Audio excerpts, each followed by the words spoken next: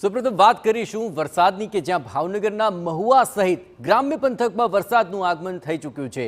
ગાજવીજ અને ભારે પવન સાથે અનેક ગામોમાં ધોધમાર વરસાદ વરસ્યો છે। વરસાદ શરૂ થતાં જ અનેક વિસ્તારોની અંદર વીજ પુરવઠો ખોરવાઈ ગયો હતો। પીજીવીસીએલ દ્વારા પ્રી મોન્સૂન કામગીરી બાકી રહી ગઈ હોવાનો દાવો કરવામાં આવી રહ્યો છે। અહીંના ગાંધીબાગ, એસટી બસ સ્ટેન્ડ, સોની બજાર સહિતના વિસ્તારોમાં વરસાદના અહેવાલ છે। વરસાદને પગલે અનેક રસ્તાઓ પર પાણી ભરાઈ ગયા હોવાના અહેવાલ મળી રહ્યા છે। આ તસવીરો આપ જુઓ, મુખ્ય રસ્તાઓ પર પાણી ભરાયા હતા। ગાંધીબાગ, એસટી બસ સ્ટેન્ડ અને અન્ય જે મહત્વપૂર્ણ વિસ્તારો છે ત્યાં વરસાદને કારણે વાહન ચાલકોને થોડી અગવડતાઓનો સામનો કરવો પડ્યો। મહુવા અને તેની આસપાસના ગ્રામ્ય વિસ્તારોની અંદર ભારે પવન ફૂંકાયો હતો અને ત્યારબાદ ધીમે કરીને વરસાદ શરૂ થઈ ગયો અને ત્યારબાદ તો ધોધમાર વરસાદ જોવા મળ્યો હતો।